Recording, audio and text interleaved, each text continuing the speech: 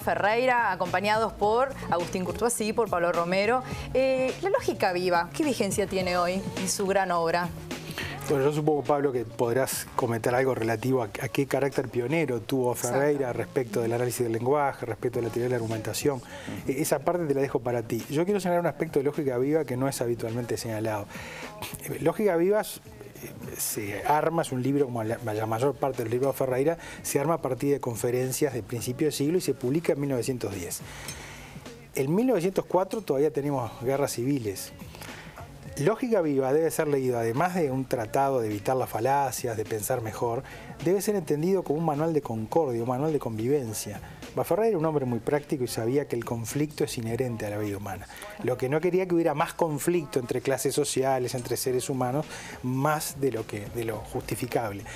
Y en realidad, cuando la gente repite, bueno, como decía Ferreira, no hay que tomar por contradictorio lo que en realidad es complementario, estaba sentando a las partes a conversar. Es una invitación ordenada al diálogo. Todos los capítulos de Lógica Viva tienen que ver con este ánimo de concordia. Y un apunte antes de darte la palabra. Es cierto lo que decía Pablo respecto de la teoría de mínimos sociales de Ferreira, pero Ferreira no era un asistencialista. Ferreira era un reformista radical o un revolucionario pacífico, si queremos, ¿no? No era un asistencialista. Él decía, sí, soy liberal, pero hay liberales para las libertades conquistadas y no para las que quedan por conquistar. Yo creo que ese apunte hay que marcarlo porque es diferente, ¿no? Pero lo demás comparto con Pablo. Sí, ¿no? Y es tal cual, porque incluso en el final de Sobre los problemas sociales plantea precisamente, ¿no? Yo quisiera ser, de alguna manera, vuelve a marcar su talante liberal, pero decía, llego hasta donde puedo y de alguna manera aquello de entre liberalismo y socialismo que él intenta conjugar. Primero un poco de socialismo para luego poder, en todo caso, avanzar en el liberalismo. Él dice, bueno, llego hasta donde puedo. Quizás lo de los mínimos es en primera instancia lo más importante, pero sí ponía en juego el tema de discutir, sí, no quedar meramente en políticas de repente asistencialistas. Y vinculado a la lógica viva, que Agustín también planteaba ya de antemano un poco lo precursor de Ferreira, lógica viva que cumplió el año pasado 100 años, avanza en el terreno de la teoría de argumentación vinculado a lo que se llama la lógica informal, o sea, las discusiones cotidianas y cómo argumentamos y cómo funciona la persuasión, más allá de si hay un error lógico o no en una argumentación, se va por el terreno realmente de la persuasión y la discusión en el habla cotidiana. Incluso en Lógica Viva hay recortes de periódicos, de lo que estaba sucediendo en el contexto. Se anticipa en al menos casi medio siglo a una obra que es fundacional en el terreno de la teoría de argumentación y bueno, no hay en alguna medida un claro reconocimiento a Ferreira en ese terreno, pero se anticipa, digamos, medio siglo por lo menos luego al boom de las llamadas teorías de la argumentación. Y el punto que señala Agustín es clave también como herencia intelectual de la lógica viva, pero este mismo tema de no tomar por opuesto aquello que en definitiva es complementario, es realmente un recetario para poder tener mejores debates sociales. Pienso nomás en cómo estamos tratando, y es algo vinculado también a la ciudad, uno de los grandes problemas que tenemos los montevideanos o que está en la agenda hoy instalado es el problema de la seguridad. Parte de las soluciones están en esta discusión de si bajar o no la edad de imputabilidad. Y si uno, vinculado a la obra de Ferreira, hiciera un análisis de cómo se está dando este debate en función, leyendo un poco, siguiendo el recetario de situaciones de Ferreira, se da a dar cuenta que permanentemente aparecen las llamadas falsas oposiciones y se toman opuestos, cosas que son complementarias, digamos. Entonces también Ferreira es una buena recomendación para el ciudadano y para quien está en la arena política como recetario de terapéutica del error, de alguna manera para evitar errores y para poder tener diálogos y más inteligentes y poder acercar las partes, no estar un poco en ese tire y afloje de posiciones que simplemente buscan vencer y no llegar a acuerdos, ¿no? Discutir con ética, ¿no? Porque la ética que hace falta no solo para las discusiones, eso es lo más importante, sino en la economía, ¿no? Sí. Desde el 2008 Estados Unidos se nos ha caído arriba de todo el resto del mundo por la falta de ética. Y ahí estaba Ferreira. Hay una apelación a una ética en la argumentación, ¿no? Lo tendrían que leer también los que tienen la responsabilidad de diseñar políticas, entonces, por lo que estás diciendo, entre otras cosas. Claramente, sí. Para seguir conociendo algo más de ese mundo interno de Ferreira, ahora vamos a una breve recorrida por la casa acompañados de la nieta Graciela Echevarría. Vemos el recorrido que hicimos hace pocos días.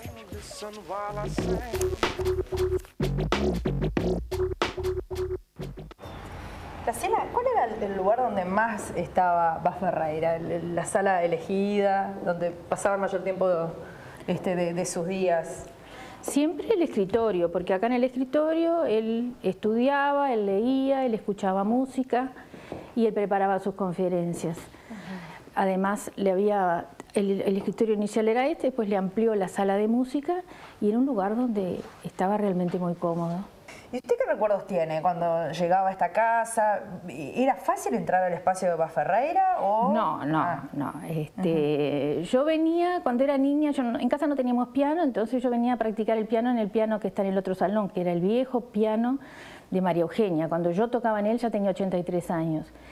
Él siempre estaba en este escritorio y él pasaba a las 4 de la tarde a tomar su té y después me traía acá. Él tocaba acá la pianola que le gustaba mucho. Como él no sabía tocar piano, tocaba esto, que es una pianola, levantaba de acá, movía unas piezas, se sentaba, accionaba los pedales, estos rollos giraban y entonces todas estas perforaciones hacían sacar las notas. A mí me parecía mágico, me parecía el colmo la tecnología que alguien dando pedal sacara música de los conciertos de piano. Y como él no sabía tocar, tenía ese pequeño placer. El comedor era el lugar donde se hacían todas las comidas, o sea que la familia se reunía diariamente acá con esos horarios estrictos 8-12, 4-8 que tenía la familia, en la cabecera el padre, la madre y los 8 hijos. Y acá está la sillita del menor, siempre había alguno chiquito, ¿sí? Había algún bebé. Era una familia permanentemente creciendo. Teníamos allí el relato entonces de la nieta de Bas Ferreira para conocer, como decíamos antes, un poco más de ese mundo. Él era un hombre de recluirse en su casona, ¿no? Y no estar tanto en contacto con la gente, salvo los jueves que ofrecía ese concierto famoso, al cual tampoco iba todo el mundo, ¿no? Iba el que se sentía convocado. La gente dice que sí, ¿no? Pero hay una anécdota en aquel documental de Aldo Garay, sí, sobre Bas Ferreira, que por ejemplo una de las mujeres que trabajaba en la limpieza dice que en años no le había dirigido la palabra. ¿No? Claro. Él tenía un poco eso de reclusión y del contacto también con él. Sin embargo, era un hombre hipersensible que tenía un vínculo, también en ese, por ejemplo, documental, muchos vecinos dicen que los ayudaba de manera gratuita en su profesión de abogado. O sea que sí, tenía algo de reclusión, a su vez de salidas hacia el afuera de manera muy solidaria, pero sí, parece que era un hombre también muy callado y reservado en su casa, pero de repente abría las puertas y tenía esas reuniones, bueno. Desde el punto de vista de su convocatoria filosófica y política, era un tipo tremendamente emotivista. La escuela emotivista no está muy de moda en filosofía, la academia la ningunea, pero él, vuelvo a los problemas sociales, sobre la propiedad de la tierra, cuando insiste sobre por qué dar la tierra, después de argumentos de todo tipo, dice, sientan lo que es venir al mundo y no tener nada, siéntanlo, pedía que sintieran. Ya la razón era como, Washington Lohar lo dijo, llegó un momento que ya casi era un predicador. La última vez que escuché algo tan poderoso creo que fue en un texto de Tabaré Cardoso, cuando dejé de ser rey el día que nací en la casa de pensión. Entonces esa llamada fuertemente emotiva, en fin, redondea una personalidad sumamente compleja que todavía da para mucho. Creo que tiene la ventaja que fue alguien que buscó la igualdad sin sacrificar la libertad. Porque ahora todos lo alaban, pero cuando estaba de moda la igualdad, se reían de la defensa de la libertad de él. Y ahora, y a la inversa, ¿no? No quería la libertad sin la igualdad de la gente. Me parece que él en ese sentido era muy equilibrado, ¿no? Sí, la base precisamente sobre los problemas sociales y quizás que atraviesa toda su obra es precisamente cómo conjugar libertad e igualdad, ¿no? Sin ponerse el hincapié en un lado y dejando de lado la otra. Tarea muy difícil, pero creo que hay unas buenas pistas en Bas Ferreira en torno de alguna manera cómo ir solucionando o ir llevando de mejor manera este viejo conflicto entre la libertad y la igualdad. Y también hay a nivel educativo, ahora que también estamos un poco con esto de las crisis educativas, sí, que ahí siempre estamos, hay también en la parte del trabajo pedagógico de Baferreira buenas líneas de actualidad para trabajar esta cuestión. Y eso es otra pata que quizás no... Sí. Ahora, hay un tema interesante que él atravesó todas las ramas de la educación, ¿no? Sí. Secundaria, primaria, universidad. Ahora, ¿por qué no está tan presente en los planes de estudio Baferreira? Bueno, ese es un gran déficit, ¿no? Creo incluso en la Facultad de Humanidades. En la Facultad de Humanidades, que es increíble. El padre, nos quedó la sala, Baferreira nada más, pero en verdad, de hecho, no está presente en los planes. Y en verdad es bastante ninguneado también porque hay otras corrientes predominantes que incluso han visto un poco en Baferreira la contracara de esa línea, ¿no? Y bueno, la idea de profesionalizar la filosofía lamentablemente ha discurrido por lugares que tienen que ver más con la filosofía analítica, pero ya en el exceso de casi convertirse en una especie de matematización de la realidad, quedándose fuera de la realidad, ¿no? Entonces, Baferreira era básicamente un filósofo de la vida, ¿no? En la educación tenemos dificultades, ojalá que se vuelva a poner en vigencia. Sí, ahora, sí. en tema de tierra habitar, sí. Yo señalo dos cosas nada más. El 18 de enero del 2010, en uno de los grupos interpartidarios consultivos sobre el medio ambiente, no importa qué partido político, pero se presentó un proyecto que recicla, reactualiza el proyecto de tierra de habitar de Baferreira. Eso número uno. El ingeniero Benjamín Nahum, no confundir con el historiador, acaba de publicar un libro que se llama maravilloso, que se llama Los sin tierra urbanos, que propone una prescripción especial para hacer una suerte de operación en Roque. Las casas que están desocupadas, dársela a quienes las necesitan. Y el Estado tiene además tierra vacante. Y me parece que en Montevideo la intendente está preocupada por ese tema, porque hay fincas, hay edificios y hay tierra vacante, urbanizable, que podría ser perfectamente realizable esto, ¿no? Así que cuando empiecen a leer de nuevo a Ferreira, empiecen por sobre la propiedad de la tierra y después seguimos conversando. Sí, educación claro, no la arregla nadie.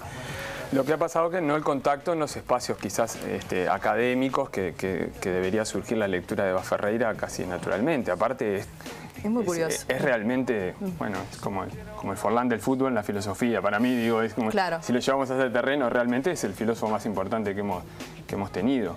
Y sin embargo, ese también está absolutamente dejado de lado. Agustín ha hecho una lectura que precisamente quizás porque él también un poco se ha alejado de algunos espacios académicos y ha tomado a Baferreira por fuera, que es lo que lamentablemente nos ha pasado a muchos. Digo, yo no lo tuve tampoco contacto con Baferreira en mi formación, lo fui descubriendo casi casualmente por otros espacios. Hay un déficit en ese sentido de la presencia de Baferreira.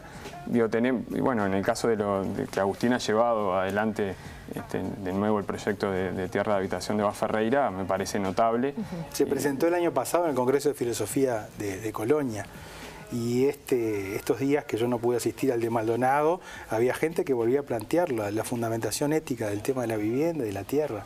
O sea que eso está en el aire, no es solo Baferreira, eso ya está en mucha gente, ahora habrá que pelear por ello, ¿no? Lo que pasa es que Baferreira es demasiado práctico para ser filósofo y demasiado filósofo para ser práctico. Entonces queda una tierra de nadie, hay que ayudarlo al viejo. No recogió unanimidades ni recoge, fue duramente criticado en determinado momento por la Iglesia y por algún sector político también, ¿no? De la izquierda. Y sobre todo pasó que posterior la llamada generación crítica del 45, de alguna manera se quedó con eso del Baferreira un poco liberal y bueno, fue un poco dejado de lado. Digo, hay algunas... Bueno, Gesualdo, que es un pedagogo, lo trató de pedagogo burgués y bueno, ya con eso quedó bastante relegado y bueno, formó parte de una sensibilidad ideológica en la que Baferreira quedó un poco al margen, para mí erróneamente, porque ni siquiera podía ser catalogado en esos términos que fue catalogado, pero digo, sucedió esto, y bueno, sí. Así que hubo un corte muy abrupto hasta mediados de la década del 50 Baferreira tiene una presencia y una influencia importante. Posterior a la década del 60 en adelante, básicamente fue decayendo. Bueno, vemos el último material que tenemos para compartir con ustedes. En este caso es un amigo del hijo de Raúl, el doctor Fernando Mañé Garzón, reconocido pediatra, que cuenta alguna que otra experiencia que vivió allí en La Quinta. Interesante escucharlo y verlo.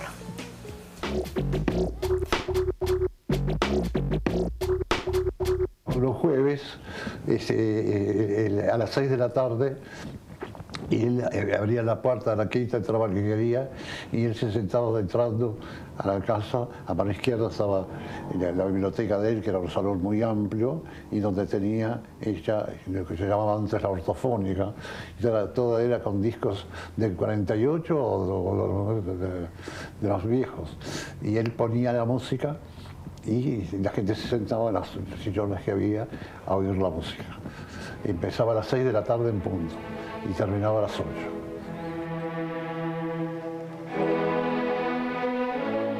Una cosa muy curiosa, está lleno de galleros y hay una piecita chiquita que ahora está muy desafectada y ahí tenía un escritorio.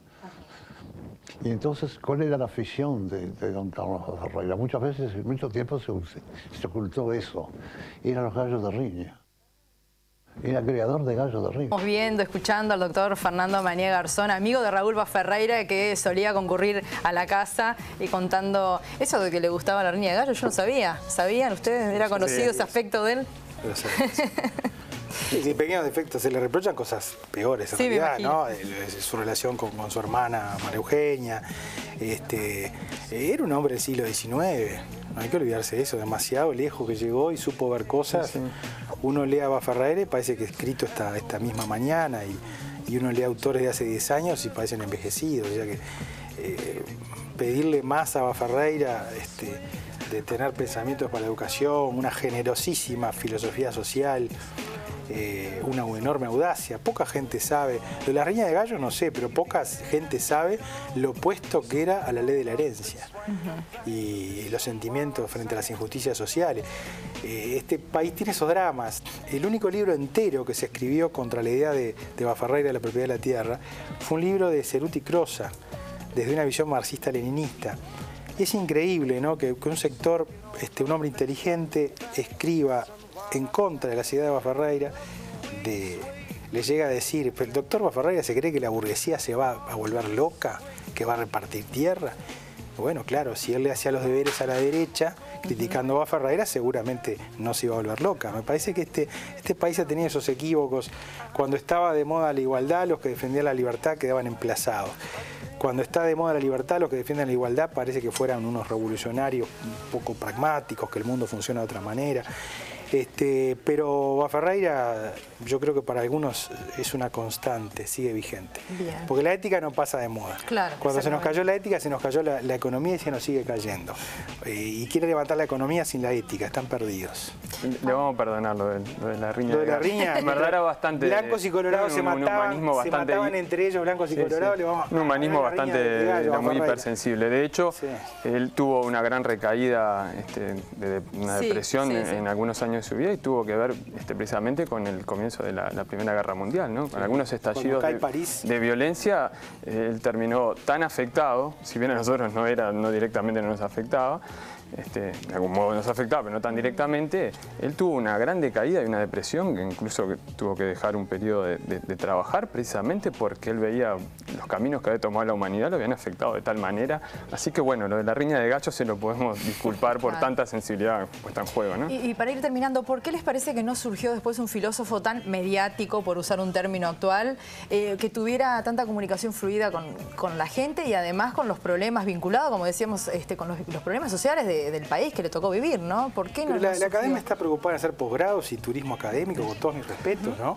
Y que Baferreira algo que también denunciaba, ¿no? Volviendo un poco a esa parte de la visión de lo educativo en Baferreira, él ya, estamos hablando de 80, 90 años antes, de acá hacia atrás, él ya denunciaba cómo las instituciones educativas se habían ido cerrando en torno a lo crediticio, cómo todos funcionaban a partir del examen, ¿no? Claro. Tenemos que salvar exámenes, lo crediticio, y se había perdido un poco desde la ética, desde los fines un poco más espirituales de lo educativo. Digo, y un poco tiene que ver también por ese terreno. De todas maneras no es restaurar solamente en ámbitos académicos. La filosofía puede estar en muchas partes. La filosofía está en la literatura, está en la murga, claramente está en la murga, está en las canciones de rock, de blues. La filosofía está en muchas partes. Creer que la filosofía solamente es aquello que está en los libros académicos, pues es un error.